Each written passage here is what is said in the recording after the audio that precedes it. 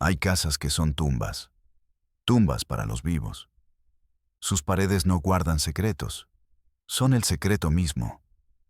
En un pequeño pueblo de Tlaxcala, olvidado por los mapas y por el tiempo, había una de esas casas. Al final de una calle sin nombre, una construcción de adobe y lámina que parecía hundirse en la tierra. Durante 40 años, nadie supo lo que crecía en su interior. No era una familia, era una dinastía del horror. Una aberración que respiraba y se multiplicaba en la oscuridad. La historia que les contaré hoy no fue descubierta por un detective, ni por un policía valiente. Fue revelada por el azar, por una joven que solo hacía su trabajo. Una joven que abrió una puerta que nunca debió ser abierta. Y la oscuridad que salió de allí manchó para siempre la conciencia de un pueblo entero. Si crees que la luz debe entrar en los lugares más oscuros, sin importar lo que revele, te invito a suscribirte, a formar parte de esta memoria colectiva. Porque el silencio es el abono donde crecen los monstruos, y nuestra voz es la única arma que tenemos contra ellos. Se llamaba Clara. Tenía 23 años. Acababa de graduarse en trabajo social, llena de una inocencia peligrosa, llena de la creencia de que el mundo podía ser reparado. Su primer trabajo fue en el Programa de Desarrollo Social del Estado. Su tarea era simple: un censo. Verificar a las familias en zonas rurales que no aparecían en los registros oficiales. Familias fantasma. Le dieron una lista de direcciones, nombres y un viejo tsuru sin aire acondicionado. Una tarde de mayo, el calor era un castigo. Clara llegó al final de su lista. Una sola dirección quedaba: Rancho El Olvido, familia Montero. El nombre era una profecía. El camino se convirtió en terracería. El coche levantaba nubes de polvo rojo. Vio la casa a lo lejos, aislada, solitaria, rodeada de nopales y silencio. No había otras casas a la vista. No había cercas. No había perros ladrando.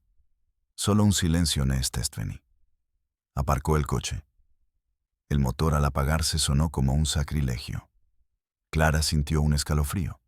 A pesar del calor, era una sensación extraña, como si el aire alrededor de la casa fuera más denso, más viejo. Tomó su tabla con papeles, respiró hondo y caminó hacia la puerta de madera. Una puerta que no tenía pintura, solo las cicatrices del sol y la lluvia. No había timbre. Tocó con los nudillos. El sonido fue absorbido por la madera. Sordo. Inútil. Esperó. Nada. Estuvo a punto de darse la vuelta, de marcar la casa como deshabitada y volver a la comodidad de la oficina. Pero algo la detuvo. Un ruido. Un movimiento detrás de una ventana sucia, cubierta por un trapo. Volvió a tocar. Más fuerte. Buenas tardes, Brigada de Desarrollo Social. Es solo para el censo. Escuchó el sonido de un cerrojo que se corría. Un cerrojo oxidado. La puerta se abrió. Solo una rendija. Una mujer la miraba desde la penumbra. Clara no pudo adivinar su edad. Podría tener 30 o 60. Su rostro era una máscara sin expresión. Sus ojos, pálidos y vacíos, no enfocaban. ¿Qué quiere? Swingo, dijo la mujer. Su voz era áspera, como si no la usara a menudo. Soy Clara. Vengo del gobierno. Solo unas preguntas para el censo. ¿Sobre quiénes viven aquí? La mujer no respondió. Solo miró a Clara. Una mirada que no era curiosa. Era una mirada de animal enjaulado. No va a tardar mucho, insistió Clara, con una sonrisa nerviosa. La mujer miró hacia adentro. Luego, asintió lentamente y abrió la puerta. Clara entró, y el mundo exterior desapareció. La oscuridad la cegó por un instante. La casa olía a tierra húmeda, a humo de leña. a ropa sin lavar y a algo más, algo dulce y rancio, el olor de la carne humana sin aire fresco. Cuando sus ojos se acostumbraron a la penumbra, Clara vio, y su cerebro se negó a procesar lo que veía. No era una casa, era una madriguera. Había gente por todas partes, sentados en el suelo de tierra, en cajas de madera, en rincones oscuros. No eran una o dos personas, eran 10, 15, quizás más, silenciosos, inmóviles, y todos la miraban, con los mismos ojos pálidos y vacíos que la mujer de la puerta. Había niños, muchos niños, de diferentes edades, todos con rasgos extrañamente similares, el mismo pelo lacio y negro, la misma mandíbula ancha, los mismos ojos sin luz.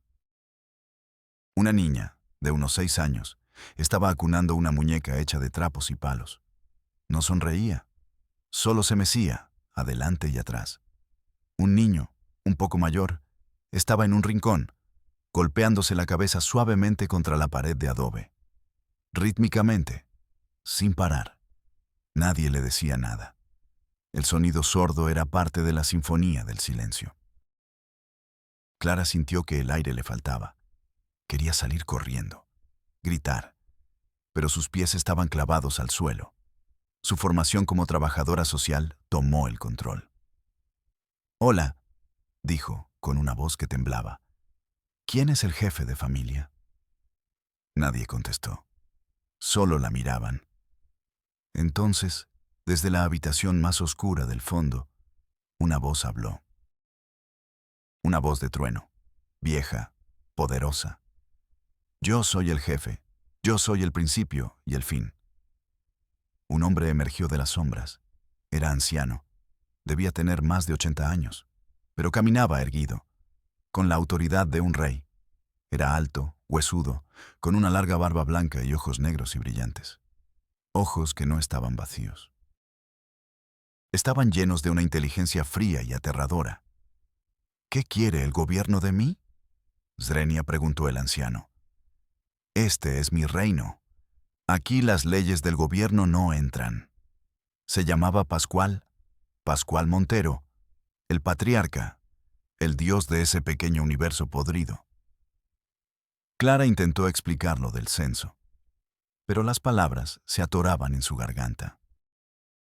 Su mirada escrutaba la habitación hasta que se detuvo en una joven embarazada, sentada en el suelo.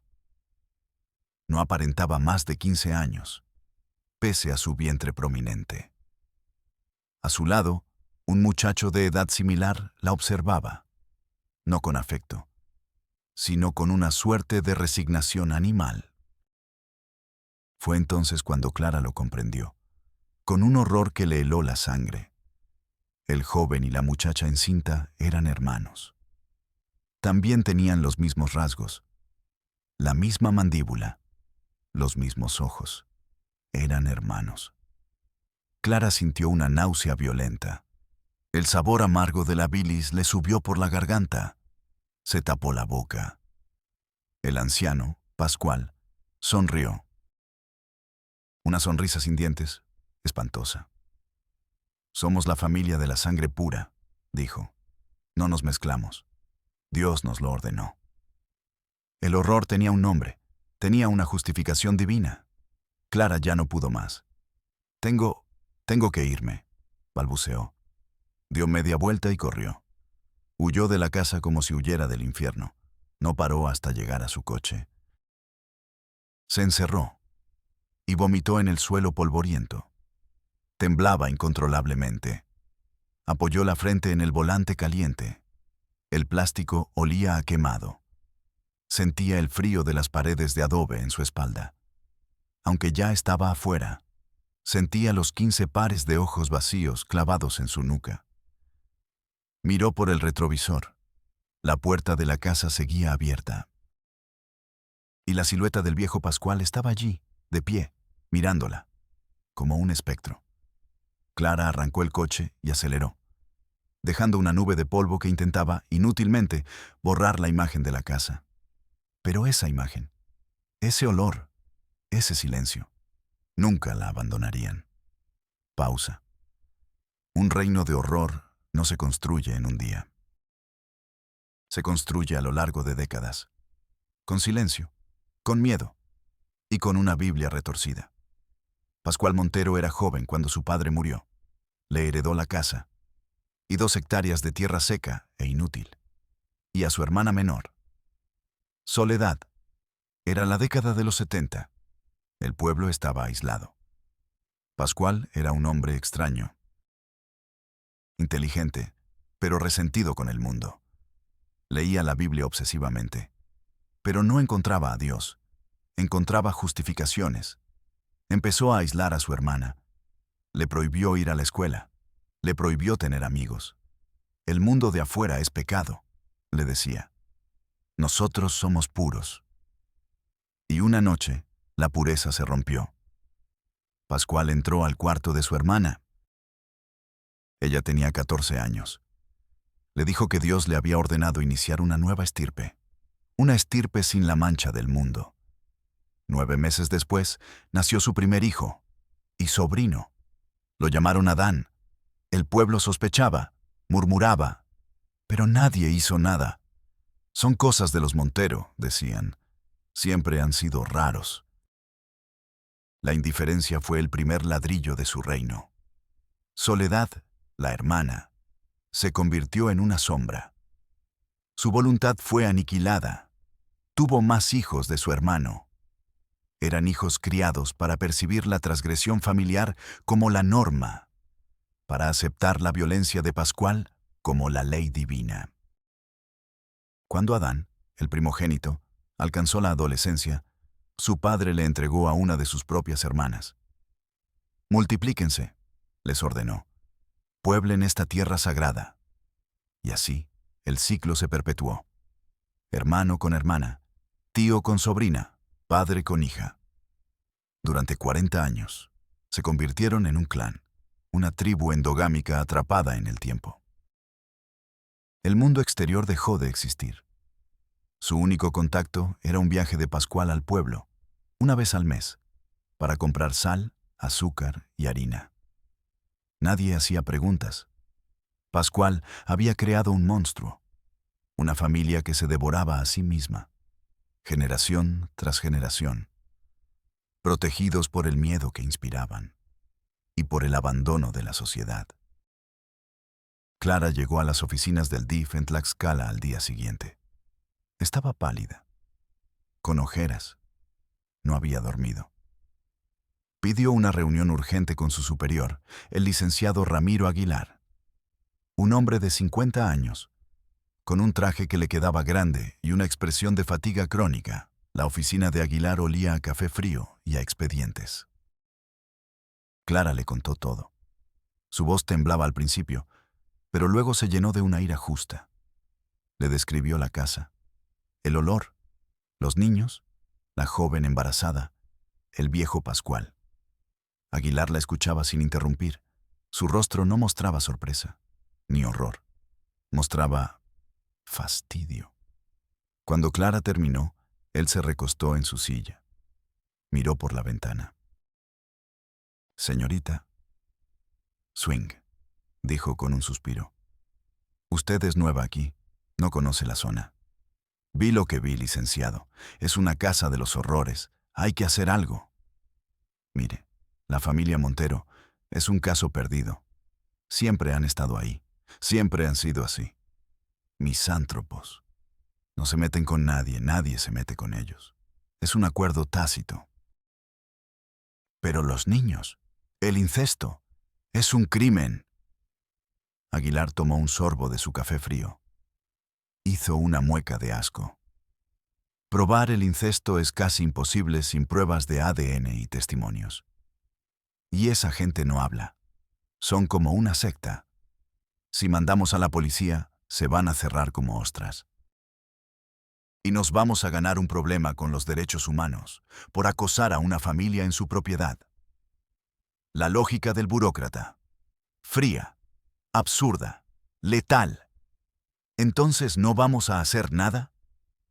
Zrenia preguntó Clara, incrédula. Vamos a hacer lo que dice el protocolo. Usted llene su reporte de visita. Ponga sus observaciones. Yo lo canalizaré al área jurídica. Ellos abrirán un expediente. Harán una investigación preliminar. Abrió un cajón y sacó un formulario. Tome, Nick. Es el formato R14. Reporte de visita a comunidades vulnerables. Sea muy descriptiva. Lo necesitamos para el archivo. Para el archivo. No para la acción. Para el archivo. Clara sintió que el suelo se abría bajo sus pies. El horror que había presenciado iba a ser reducido a un pedazo de papel, a un número de expediente en un archivero oxidado. Salió de la oficina de Aguilar, sintiendo el peso de la impotencia. El sistema no era un escudo para los débiles. Era un laberinto para los que querían ayudar. Pero Clara no se rindió. Si el DIF no la ayudaba, iría a la policía. Fue a la comandancia municipal. Un edificio decrépito. El policía de la entrada dormitaba en su silla. Le contó la historia a un sargento con un bigote espeso y una mirada aburrida. El sargento la escuchó mientras comía unas galletas de animalitos.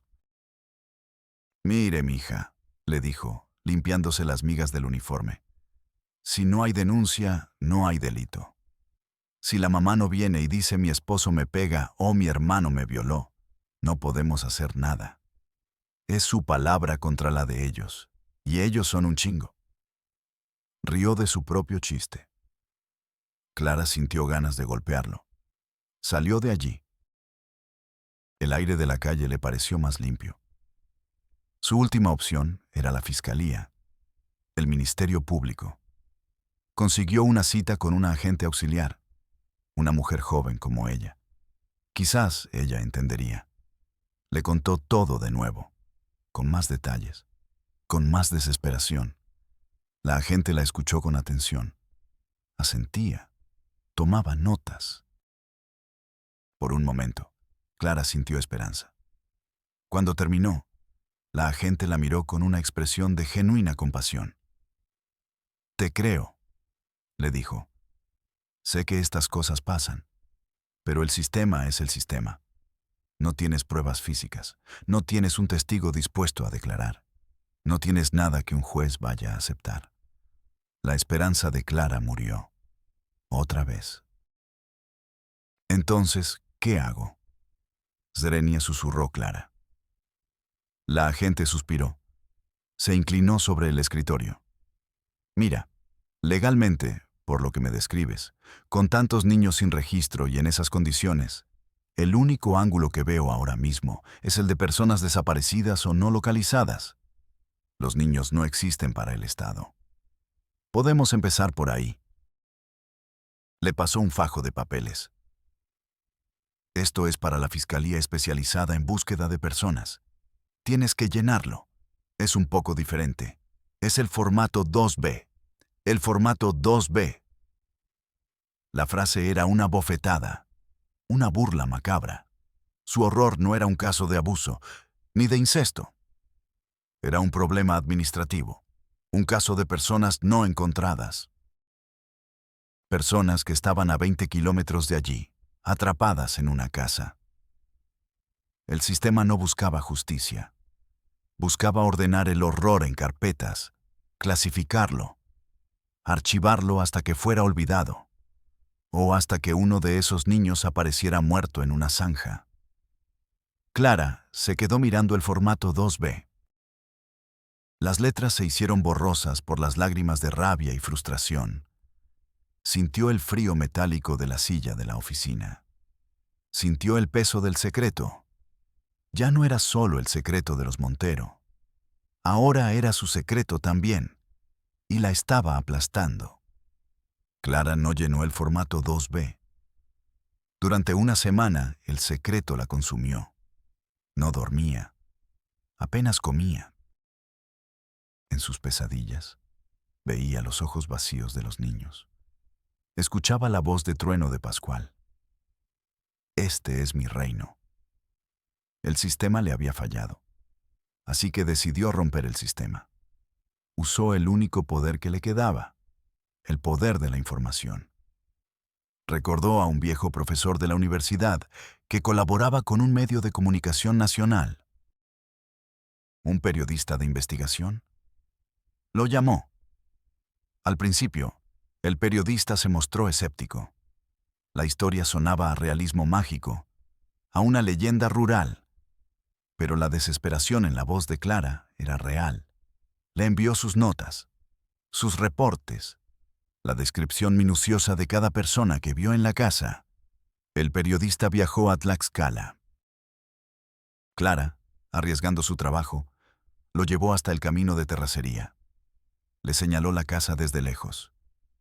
Ahí es, le dijo. 2 semanas después, la historia salió. No en un periódico local, en un portal de noticias de alcance nacional. La dinastía del horror. 40 años de incesto y esclavitud en una casa de Tlaxcala. El reportaje era brutal, detallado, implacable. El escándalo fue una bomba atómica. Cayó sobre la tranquilidad indiferente de Tlaxcala. Las autoridades, que habían ignorado a Clara, ahora se tropezaban entre sí para salir en televisión. El gobernador dio una rueda de prensa. Iremos hasta las últimas consecuencias. El fiscal del estado, que nunca había oído hablar del caso, juró 0 impunidad. El DIF organizó una brigada especializada. La hipocresía era un circo. Una mañana, un convoy de patrullas y camionetas del gobierno avanzó por el camino de terracería. Rodearon la casa. Entraron por la fuerza. Las imágenes que salieron de allí conmocionaron a México. Los rostros de los Montero, parpadeando ante la luz del sol por primera vez en años. Su desnutrición, sus enfermedades, su absoluta desconexión de la realidad. Pascual Montero fue arrestado. Murió en la cárcel de un infarto, un mes después. Nunca mostró arrepentimiento. Los demás miembros de la familia fueron rescatados. Pero, ¿cómo rescatas a alguien de la única realidad que ha conocido? Fueron separados, enviados a diferentes albergues, a hospitales psiquiátricos. No sabían leer, no sabían escribir, no sabían usar un tenedor, no entendían el concepto del dinero. El mundo exterior era para ellos más aterrador que la casa de adobe. Algunos escaparon de los albergues. Intentaron volver a la única casa que conocían. Pero la casa había sido demolida por el gobierno. Como si derribando las paredes pudieran borrar la vergüenza. Hoy, en ese lugar, solo hay un terreno baldío, pero la tierra recuerda. Recuerda el peso de una casa que fue un reino y una tumba. Una historia que nos pregunta, ¿cuántos reinos así existen, ocultos a plena vista? ¿Protegidos por nuestro miedo a involucrarnos? ¿Y por la burocracia de un sistema que prefiere archivar el horror antes que enfrentarlo?